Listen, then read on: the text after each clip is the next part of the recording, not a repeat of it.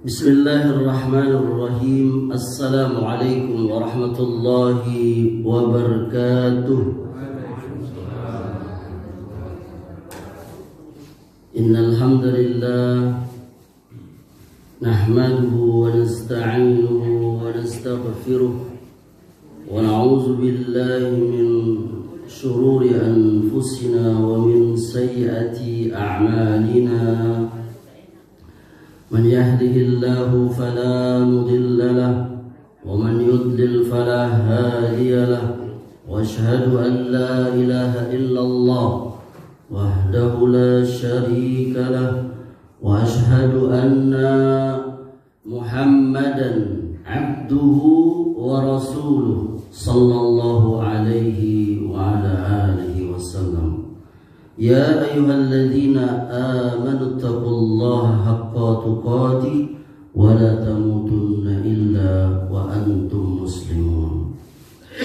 Ayahanda dan ibunda serta saudara dan saudariku, para pengurus dan jamaah salat subuh Masjid Miftahul Jannah Muhammadiyah Padang Jati yang kami cintai dan kami muliakan. Kami akan melanjutkan pembahasan yang diamanahkan kepada kami,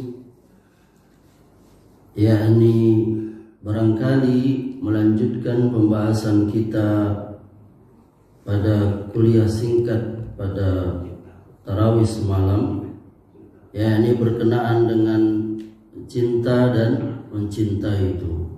Karena pembahasan ini barangkali sangat menarik sekali. Dan sebagaimana yang kita ketahui bahwa persoalan cinta itu adalah sesuatu yang indah, maka para pujangga mereka kalau ditanya apa sebenarnya definisi cinta itu, mereka tidak bisa memberikan definisi yang terbaik yang dapat mewakilkan makna cinta itu sebenarnya.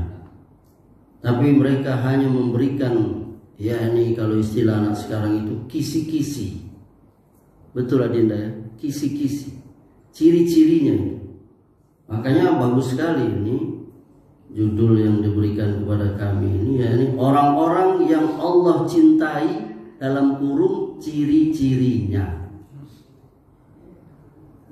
Tadi malam walaupun serba singkat dan sederhana pada kultum itu kalau istilah kami para ustadz itu kuliah terserah antum. Jadi mau berapa menit terserahlah. Karena kalau 7 menit habis itu, apalagi ustadz yang hobi banyak mukodimahnya, udah habis. Untuk kata apa? Pengantarnya aja susah itu. Kepada yang kami terhormati Bapak Gubernur, Bapak Wali Kota, Bapak Camat, tokoh masyarakat, tokoh agama, tokoh bangunan, tokoh apalagi onderdil, udah. Jadi yang disebutkan ciri-cirinya, kita menyebutkan semalam bahwa kalau kita ingin dicintai oleh Allah, surah Ali Imran ayat 31 itu menjadi pedoman kita. Allah memerintahkan kepada Nabi Muhammad sallallahu alaihi wasallam, "Qul in kuntum tuhibbunallah fattabi'uni yuhibbukumullah wa yaghfir lakum dzunubakum." Allah perintahkan kepada Nabi, "Qul Muhammad, katakan, bilang, kecek kepada mereka itu, in kuntum tuhibbunallah, kalau kamu benar-benar cinta kepada Allah, fattabi'uni, maka ikuti aku, yuhibbukumullah, maka Allah akan mencintaimu, wa yaghfir lakum dzunubakum, dan akan mengampuni dosa-dosa kamu. Jadi Allah Subhanahu wa taala merintahkan kepada Nabi, karena ada orang, wabil khusus orang-orang Yahudi, mereka mengakui mencintai Allah, Tapi ternyata cintanya itu bohong, palsu, nggak diakui. Sebagaimana saya kasih contoh semalam itu, seorang kekasih, ya dia mengaku mencintai kekasihnya itu seperti ayahanda lah waktu masih apa bahasa itu, ngepek bahasa. Hah? Kalau bahasa ini itu gacoan kalau anak sekarang. Kalau bahasa kita segini apa? PDKT ya. Untuk PDKT itu kan, ya ayahanda mengatakan tadi semalam sudah kita katakan, gunung kan kudaki, lautan kuseberangi. Lalu kekasih hatinya tadi ngapu semalam tidak datang waktu adik suruh gerimis. Ya, bagaimana kau berkata, mulutmu mengatakan mencintaiku, gunung kan kudaki, lautan kuseberangi, tapi gerimis kau tidak datang. Manis di bibir. Makanya saya tertarik sekali itu, ada guru saya itu Dr. Insinyur Imaduddin Abdul Rahim. Beliau dosen di dulu ITB, ulama besar ITB, penggerak Masjid Salman ITB. Beliau memberi dalam bukunya itu Kuliah Tauhid itu bagus sekali, beliau memberikan definisi cinta itu. Dan dia menantang orang-orang perokok itu, maaf kalau ada perokok di sini ya. Dia memberikan bukti itu, bagaimana perokok itu, sang perokok itu membagi cintanya kepada istrinya dan rokok itu sendiri. Di saat istrinya itu sedang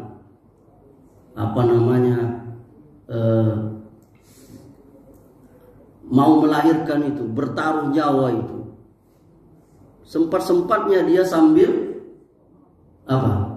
merokok itu. Bahkan kata beliau, mau hujan badai, kalau perokok itu sudah datang, kalau rokok itu apa, candu ya, candunya itu dia pergi samperin itu warung itu. Begitu dia mewujudkan cinta kepada rokoknya itu. Walaupun mulutnya bau, bibirnya hitam karena merokok itu, dan bajunya sebagiannya bolong. Apalagi rokok zaman dulu kan. Kok Anda tahu? Kretek, ya kan? Dia nggak peduli itu. Bagus sekali saya manggilnya Bang Iman itu. Lari ke tauhid itu ya. Bagaimana dia membagi cintanya? Orang Yahudi itu mengaku dia cinta Allah. Langsung kalau ayat ini kata Al-Imam Ibnu Katsir dalam kitab tafsirnya Quranul Azim, beliau mengatakan ayat ini ujian bagi orang yang mengakui cinta kepada Allah tapi nggak ikut Nabi. Allah mengatakan, kul, katakan Muhammad kepada mereka, in kuntum tuhibbunallah fattabi'uni. Kalau kau benar cinta pada Allah, ikut aku, agamaku, dakwahku ini. Karena orang-orang Yahudi, Nasrani, mereka mengetahui Nabi itu lebih daripada mereka mengenal anak-anak mereka sendiri. Karena termaktub dalam kitab mereka itu, Taurat, Zabur, Injil. Di dalam Injil dikatakan nanti akan ada akhir zaman seorang nabi yang namanya Ahmad. Mereka tahu itu, tapi ketika mereka tahu bahwa Ahmad itu atau Muhammad itu bukan lahir dari golongan mereka, maka mereka marah. Hilang cintanya itu. Karena bukan dari mereka.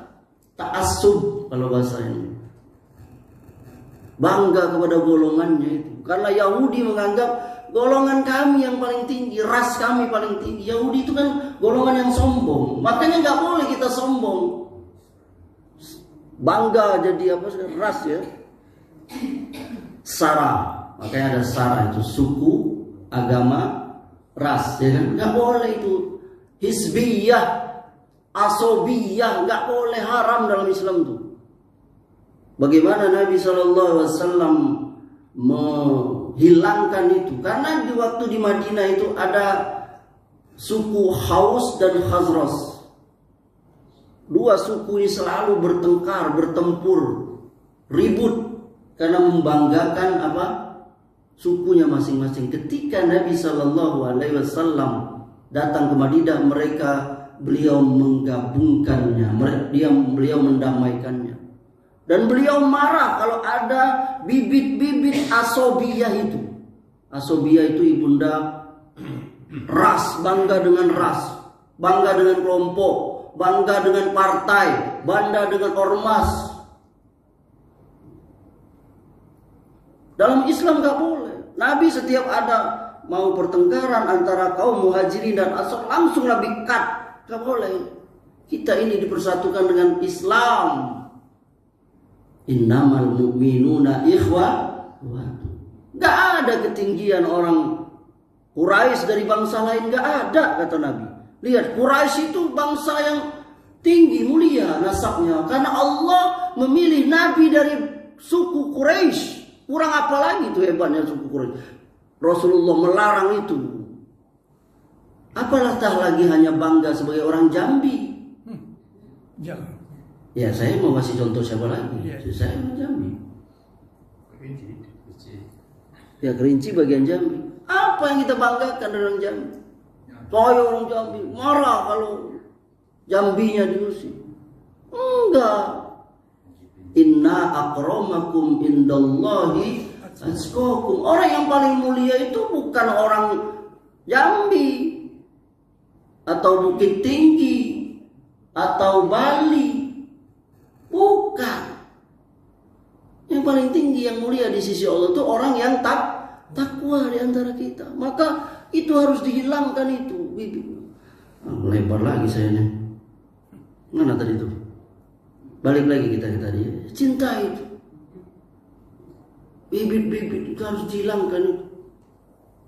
Nggak ada kebanggaan bagi suku tertentu, ras tertentu. Kami bangsa kulit putih lebih baik dari Anda bangsa kulit hitam. Apa yang Anda tuh? Apartheid apa ya? Apartheid ya istilah itu. Yang betul nggak Ibu?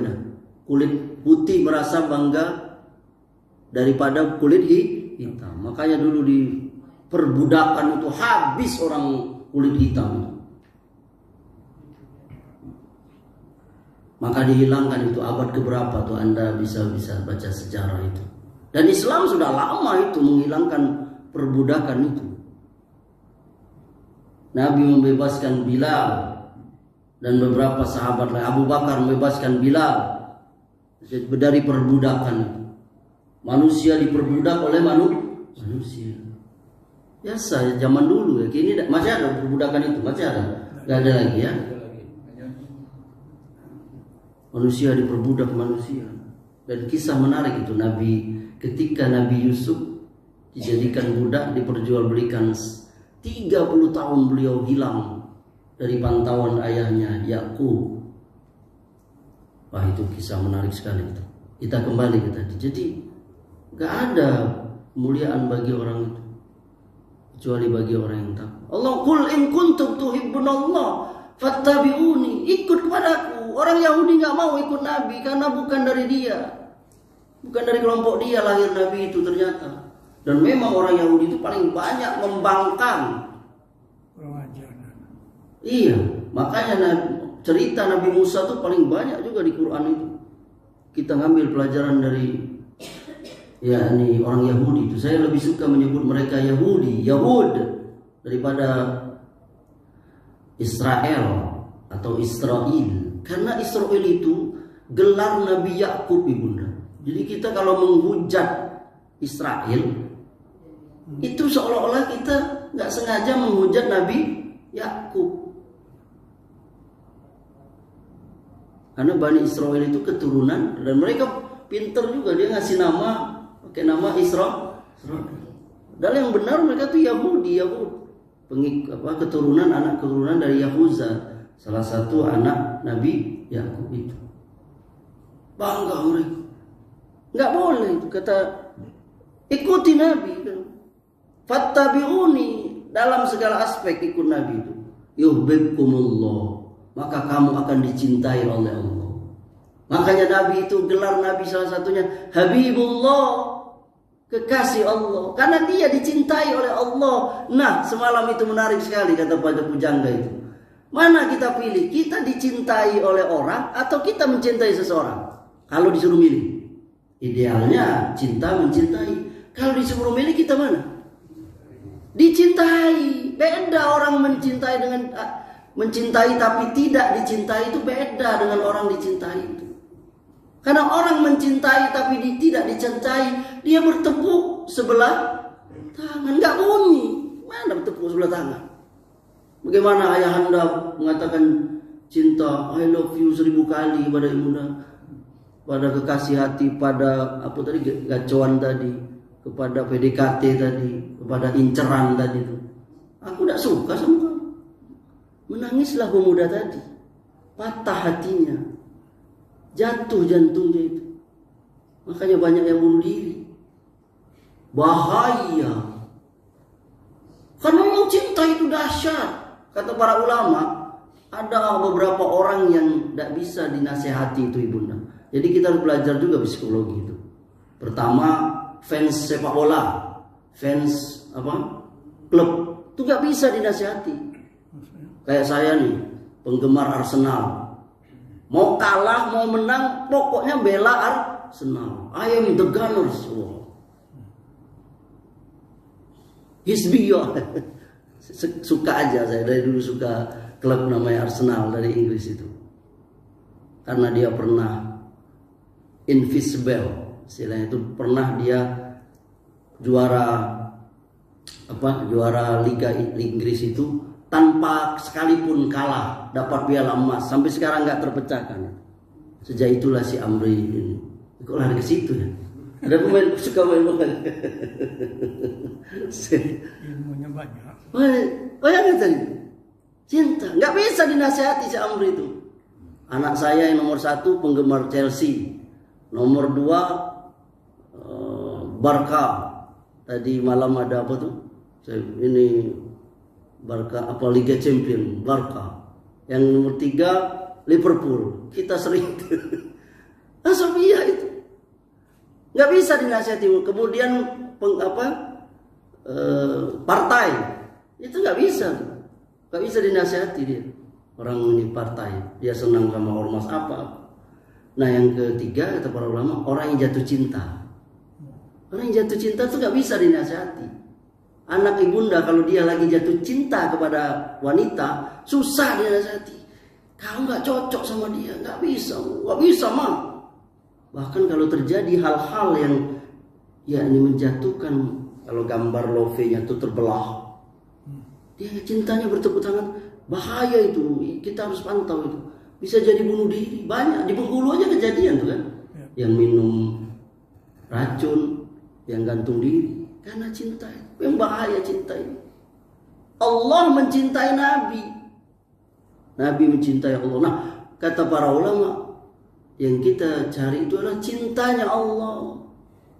Bukan pengakuan cinta kita kepada Allah, tapi nggak membuktikannya. Sama seperti tadi itu. Kita mencintai wanita, tapi kalau wanita itu yang mencintai kita, ya subhanallah. Makanya ada hadis itu ibunda, menarik sekali itu. Tidak hadir dalam ingatan saya lafaz Arabnya itu, tapi kurang lebih lah ya. Allah merahmati yakni wanita yang sangat mencintai suaminya. Dia sangat mencintai suaminya itu, istri ini. Bagaimana indikasinya? Ketika dia salah, dia minta maaf. Bahkan ketika suaminya salah, dia datang kepada pangkuan. Ya Allah bang, maafin aku bang. Allah cinta kepada istri ini. Itu ada hadisnya pada bab rumah tangga itu. Alangkah besarnya kecintaan seorang istri kepada suaminya itu. Gak bisa dibayangkan itu. Kami laki-laki ini ibunda, hati kami ini luas samudra. Kenapa Allah jadikan kami boleh ya, boleh, jangan menikah lebih daripada satu perempuan. Karena kami punya hati yang lapang, yang luas, bisa berbagi. Wih, protes. Jangan marah dulu ibunda. Tapi berat, harus adil. Nah, itu nanti bab lain ya ibu. Harus adil. Tapi maksud Amri tadi itu, ibunda jangan marah dulu dong. Nanti nggak seneng lagi sama saya. Bahaya bener.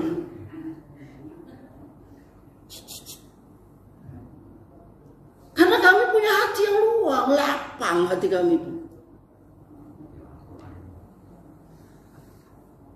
5 salasa waruba masna wasulasa waruba. Hati laki-laki luas. Kecintaan kami itu. Zuyyina lin-nasi hubbus sahwat minan nisa, kata Allah. Dijadikan rasa cinta kepada wanita itu dan laki-laki itu luas. Makanya kenapa Allah jadikan nanti di akhirat laki-laki itu punya, nggak adil dalam ingatan saya itu, pasangan dari jenis manusia itu perempuan 6 apa 7. Dari jenis bidadari 60-70. Nah, kurang lebih seperti itulah ya. Tapi perempuan enggak. Banyak bertanya, enak nih laki-laki. Karena itu tadi, memang Allah ciptakan fitrahnya seperti itu, ibunda. Kalau Anda mencintai seorang laki-laki, Anda akan stop di situ. Saya punya orang-orang dekat saya, bibi saya, beberapa nenek saya yang ditinggal mati oleh suaminya. Hampir 50 tahun yang lalu, 40 tahun yang lalu, barangkali seumur hidupnya. Ambil tisu itu. Dia tidak mau, dia menerima cinta laki-laki yang lain. Begitu mendalamnya kecintaan dia kepada almarhum suaminya itu.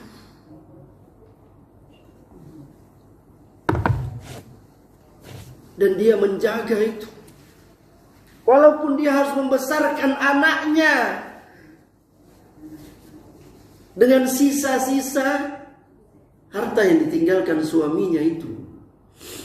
Bahkan sebagiannya dia berusaha sendiri. Alangkah besarnya kecintaan seorang istri tadi. Allah merahmatinya. Ya, hadis tadi itu. Yani seorang wanita yang besar sekali cintaan kepada suaminya. Apa indikasinya? Yani ketika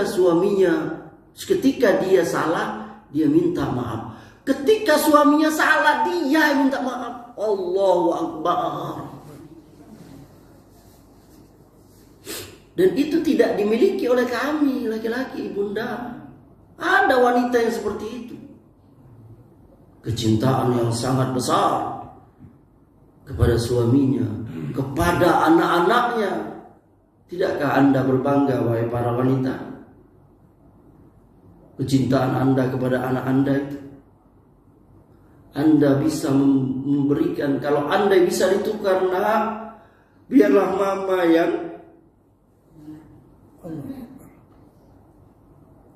mama yang duluan daripada engkau.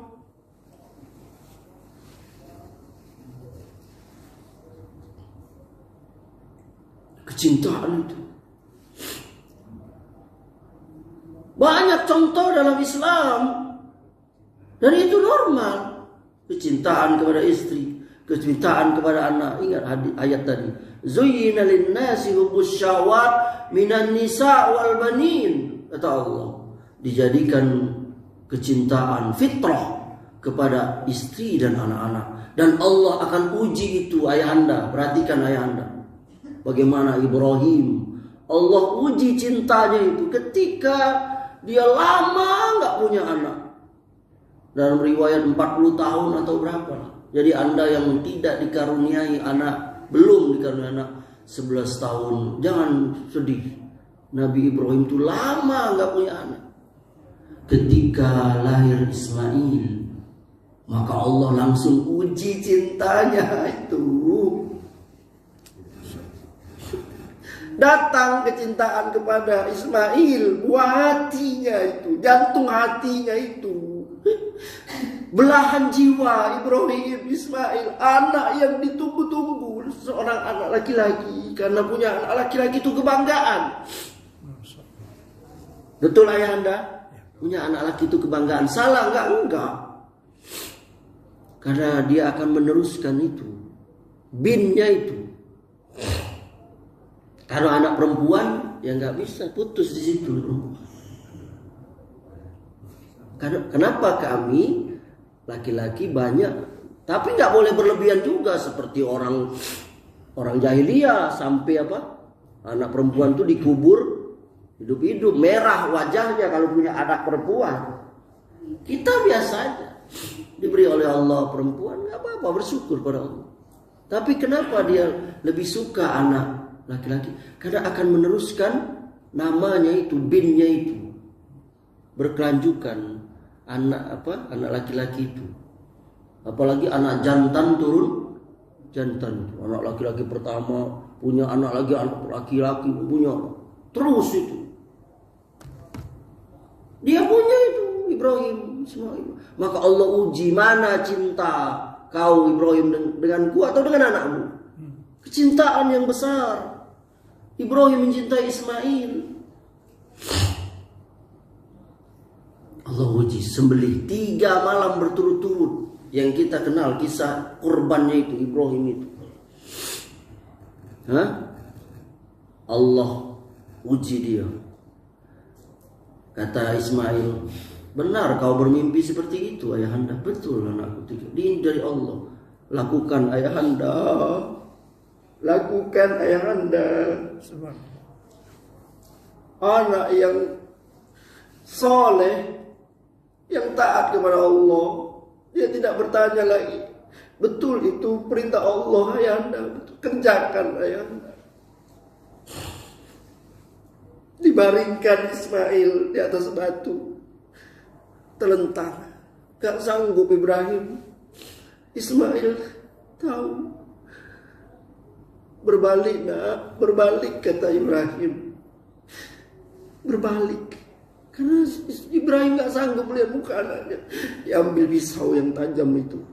Ketika mau sampai, Jibril datang dengan membawa kibas yang gemuk berwarna putih.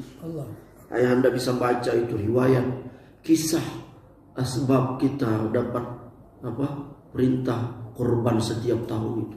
Itu pengorbanan Ibrahim Khalilullah. Khalilullah. Kecintaan Allah. Ibrahim alaihissalam. Jadi kenangan kita, Ibrahim mendapatkan tempat di sisi Allah. Wajar kalau kita menyebut nama Ibrahim setiap hari dalam sholat kita bersama Nabi yang kita cintai sallallahu alaihi wasallam. Allahumma sholli ala Muhammad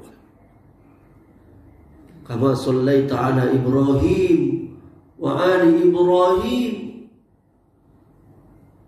Akhirnya Ibrahim mendapatkan cinta dari semua orang kaum muslimin karena dia dicintai oleh Allah.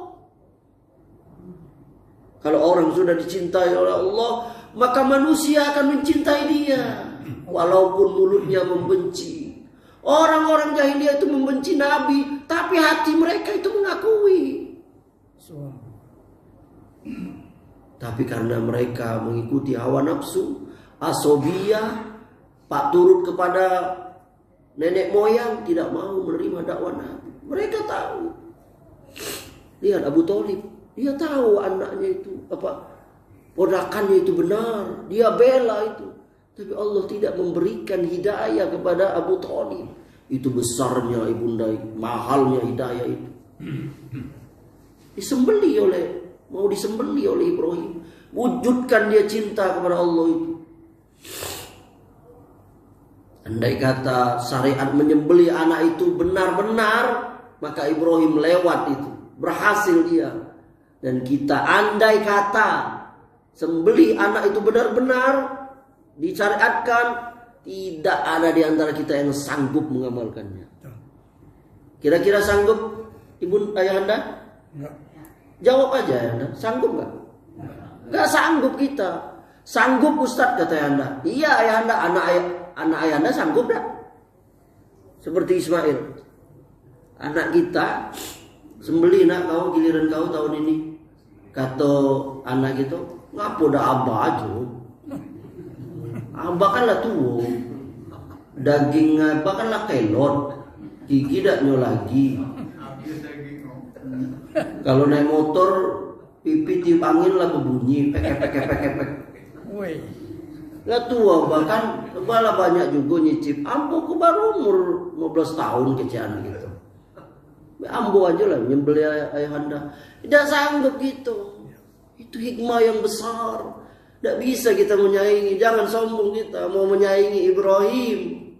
Nggak bisa.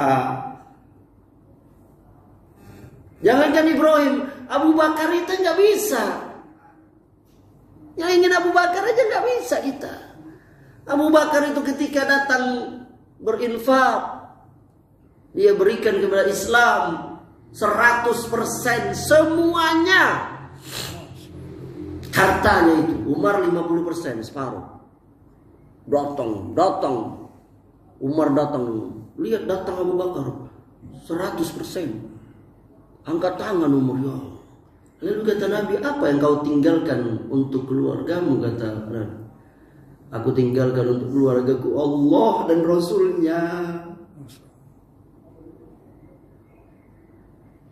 Istrinya Abu Bakar itu salihah.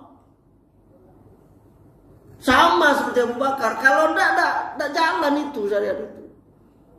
Sama makanya Anda beri bilang sekarang, ayah anda, andai kata kita disuruh menginfakkan seluruh harta kita, nggak sanggup. Jangankan semua, 50% aja. Jangankan 50%, 2,5% aja. Susah. Setahun sekali berek, 2,5% itu. Abu Bakar lewat. Karena dia harta itu bagi sahabat itu, ini kehebatan sahabat itu. Harta itu tidak di dalam hati. Kita ini dibawa dalam hati harta itu. Sahabat itu harta mereka, apalagi Nabi, hanya di tangan. Tidak sampai di hati. Kita ini di hati. Sehingga sholat pun terpikir harta kita itu. Cinta. Allahu Akbar. Aduh, kebun di Seluma itu macam mana? Rumah bedeng di Pintu Batu itu macam mana? Hah? Sahabat tidak dia. Makanya Nabi wajar kasih gelar As-Siddiq. Apa As-Siddiq itu? Yang membenarkan. Abu Bakar As-Siddiq, As-Siddiqul Akbar. Pokoknya apa yang kata Nabi, sami'na wa ta'na. Abu Bakar itu orang goncang peristiwa Isra Mi'raj. Bohong Muhammad itu. Masuk dia baru balik dari Palestina, naik ke Sidratul Muntaha bertemu dengan Allah. Lah balik mulu subuhku. Kata Abu Bakar, lebih daripada itu aku percaya. Orang setiap hari dia cerita baru turun wahyu dari Jibril. Subuh tadi, siang tadi, malam tadi. Aku percaya. Yang lebih dari itu aja aku percaya. Maka kasih Nabi gelar dia As-Siddiq, yang membenarkan. Itu ibunda. Nggak bisa kita menyaingi mereka. Bagaimana mau menyaingi Bagaimana kita menyaingi Ibrahim? Abu Bakar aja kita nggak keburu. Walaupun nama kita Abu Bakar. Ada yang nama Abu Bakar sini? Nggak sanggup kita. Ada yang nama Ismail sini. Ada yang nama Ibrahim. Nama sama, tapi hakikatnya beda. Makanya di sini saya ada mencoba mencatat beberapa indikasi atau ciri-ciri orang yang dicintai oleh Allah itu di dalam Al-Quran saja saya ambilnya. Yang pertama itu Al-Muhsinun. Al-Muhsinun, Muhsin. Ada Muhsin al atas itu ya. Al-Muhsin. Ya apa itu orang Al-Muhsin? Orang yang berbuat baik. Ini ada di surah Al-Baqarah ayat 195.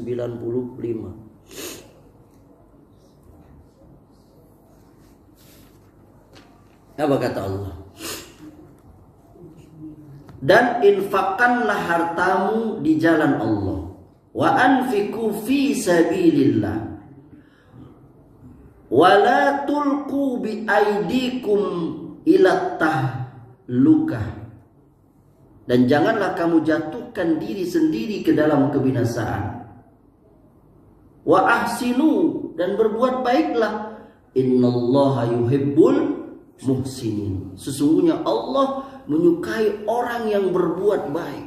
Lihat ayat ini, Ibunda. Allah perintahkan infakkan hartamu di jalan Allah. Infak.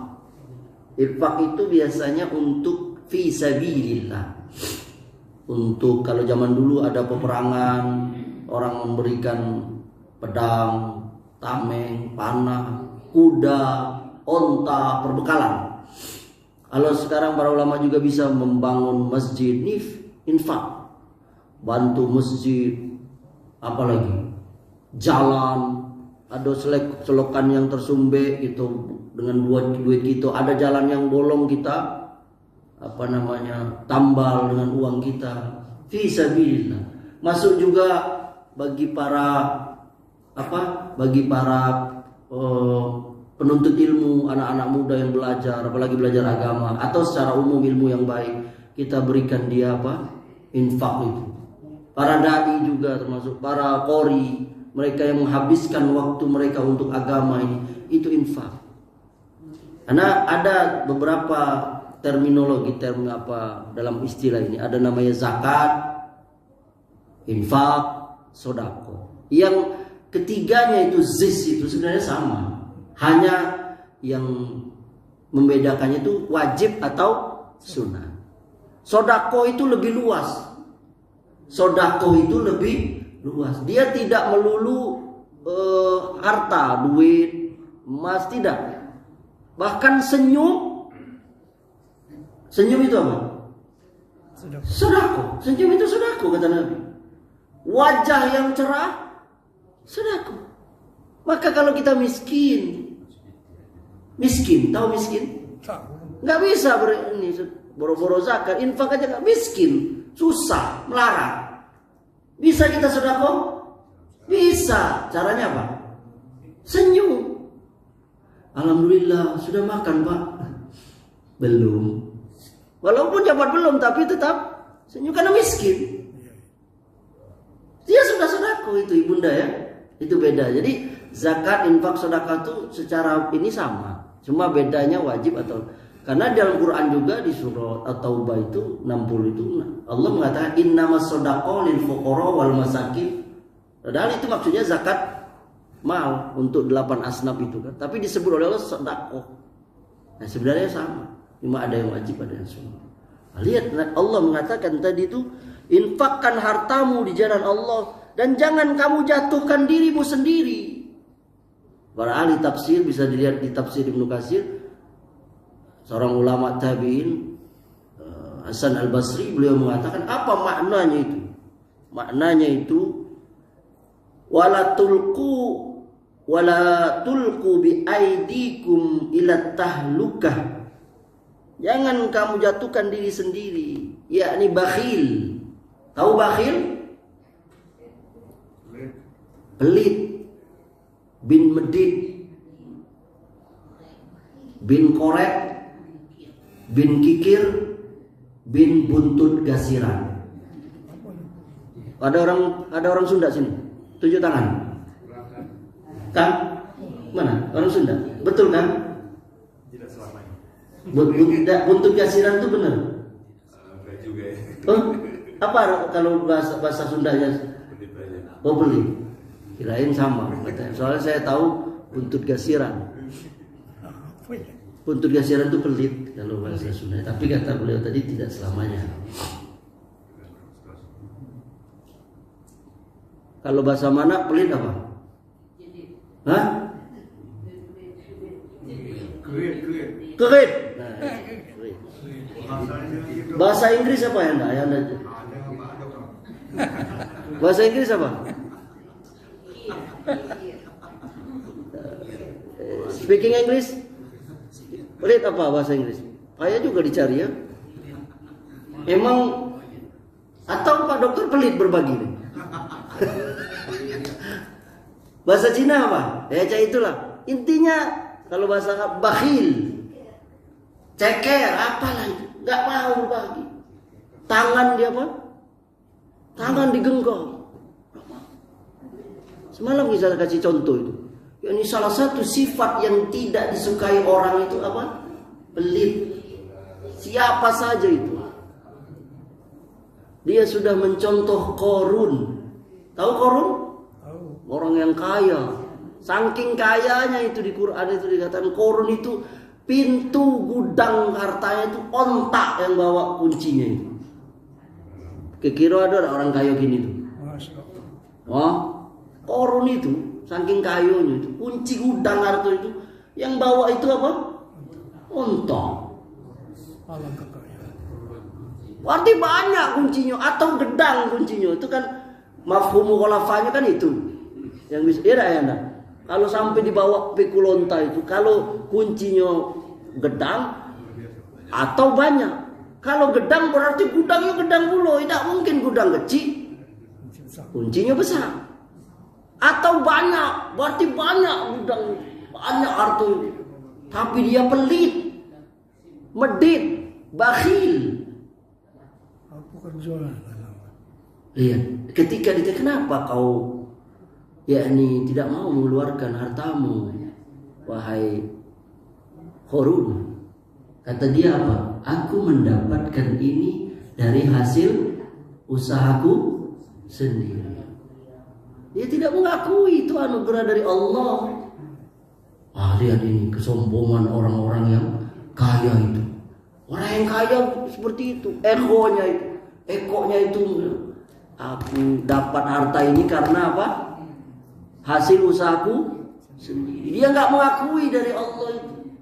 Dia jarang, bahkan mungkin nggak pernah sebut alhamdulillah, segala puji itu milik Allah. Kaya itu maha kaya, al-ghaniyun itu milik Allah. Karena hakikinya kita nggak punya apa-apa. Apa yang kita punya ayahnya? Apa?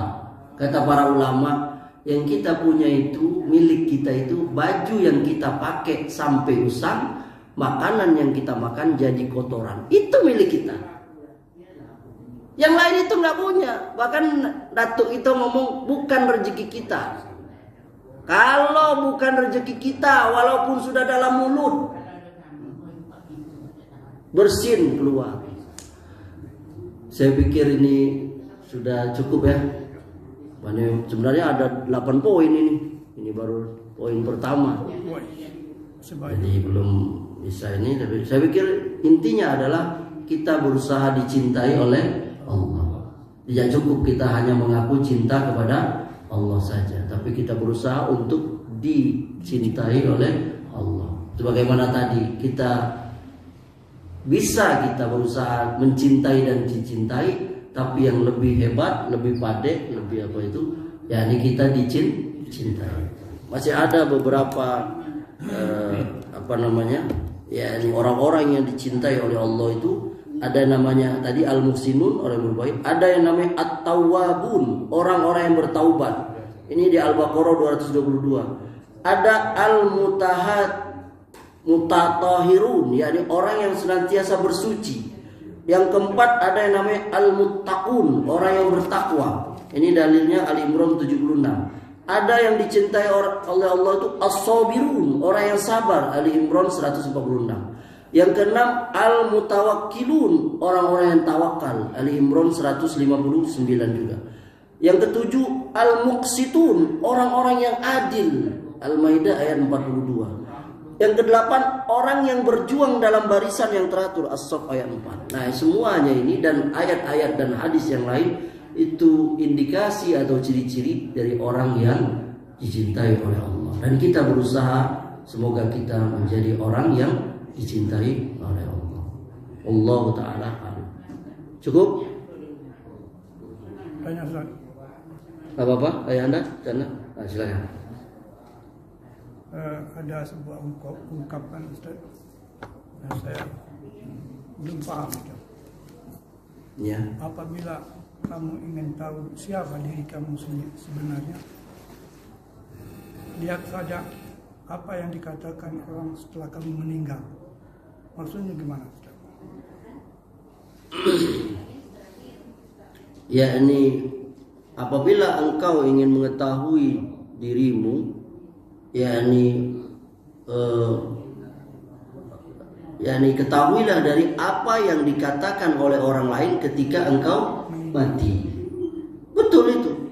Kalau istilah orang tua kita dulu apa? Harimau mati meninggalkan apa?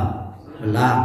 Gajah mati meninggalkan gading. Manusia mati meninggalkan apa? Ya meninggalkan apa yang dia tanam itu. Iya kan, kalau dia baik, baik. Kalau dia buruk kayak korun tadi, korun meninggalkan hal yang buruk. Kalau harimau ceto itu pasti dia meninggalkan belang. Karena memang tabiatnya sunnatullah itu harimau itu belang. Ada harimau putih ya belang juga dia, hitam putih. Gajah tuh ada kalau dia sudah ini ada apa namanya? Gadingnya itu kalau dia udah dia pasti meninggalkan itu. Nah, manusia ini dia meninggalkan apa? Dilihat dulu itu Anda. Dia apa yang dia tinggalkan itu. Kalau kebaikan maka dia akan jadi sebutan kebaikan. Bagaimana Ibrahim tadi itu? Bagaimana Muhammad sallallahu alaihi wasallam, Khalilullah, Habibullah, dua nama ini jadi sebutan setiap hari, nama yang baik. Muhammad, Ibrahim, bahkan orang berlomba-lomba ngasih nama anaknya itu Muhammad Ibrahim, Ibrahim Muhammad. Adik saya itu anaknya 9. Salah satu nama Muhammad Ibrahim. Ada Fatimah, ada adik saya. Ya karena suka meninggalkan nama yang baik dan juga nama-nama orang baik yang lain kan. Tapi sebaliknya kalau dia buruk kayak Anda. Iya. Lihat Abu Lahab. Ada yang mau ngasih nama anak Abu Lahab? Tidak ada. Halo? Ibunda mau ngasih nama anak Abu Lahab dah? Mana mau ngasih nama aja dah mau gitu. Boro-boro anak gitu bu. Ngasih nama aja dah mau. Ada yang mau ngasih nama anak Abu Jahal? Ada mau ngasih nama anak Korun? Halo? Ada yang mau ngasih nama anak Firaun? Selesai dinamo itulah. Sudah meninggal Firaun, tidak tahu lagi. Firaun yang musuh Nabi Musa itu Ramses. Firaun itu gelar Ramses II. Anda naik ke tingkat 2 Pisium di Mesir itu, belok kiri, lorong apa tuh, situlah. Saya belum pernah ke sana, belum baca aja. Lihat, nggak mau ya Anda. Jadi benar, orang yang mati itu jadi sebutan orang hidup. Begitulah kondisi dia. Makanya kata dalam satu riwayat itu, kalau ada orang yang menyolatinya itu 40 orang, maka kebaikan bagi dia. 40 orang itu bukan batasan ya. Jadi maksud indikasinya itu dia baik. Jadi orang meninggal bapak itu datang orang, apalagi zaman sekarang. Dia baik, dia pernah itu. Coba kalau tidak baik, tidak usah jauh-jauh lah, tidak baik dengan tetangga itu. Apa yang Anda lihat? Belum mati aja saro itu. Dia ngadakan acara, mau nggak ibunda bantu? Halo ibunda, ada tetangga ibunda yang jahat sama ibunda, tidak pernah bergaul, pelit, nauzubillah, nak menang sendiri. Dia kalau ada acara, kira-kira ibunda mau nggak bantu? Berek rasanya, mungkin tidak mau. Pikul lah dewe jenazah dia. Sampai ada orang bilang nanti dia mati itu nak ngubur kalian sendiri. Karena dia tak pernah bergaul dengan orang lain. Ya Om ya, betul gak Om? Iya. Karena orang itu lihat jadi sebutan itu. Sebutan, apalagi orang-orang terkenal jadi sebutan sepanjang zaman. Berapa ratus tahun yang lalu Firaun itu, berapa ribu. Korun berapa ribu tahun. Kan'an, Hamam, Abu Lahab, Abu Thalib 1400 tahun yang lalu. Jadi sebutan keburukan sekarang. Tapi lihat Abu Bakar, Umar, jadi sebutan yang baik. Orang berlomba-lomba ngasih anak, begitu ya Anda. Itu maksudnya. Jadi kenangan yang baik. Bahkan sebagian dari mereka terlepas dari baik dan buruk ya. Siapa? Jadi nama jalan dikasih itu.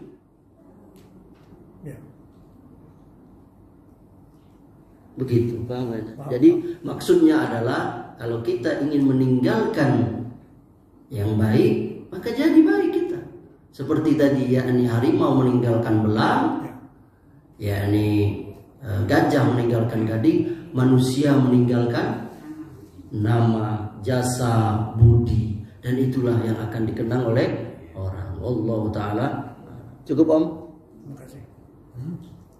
Cukup ya, barangkali ini yang bisa saya sampaikan. Semoga Allah Subhanahu wa taala mencintai kita semua. Subhanakallahumma bihamdika asyhadu an la ilaha illa anta astaghfiruka wa atubu ilaik. Wabillahi taufiq wal hidayah. Wassalamu alaikum warahmatullahi wabarakatuh.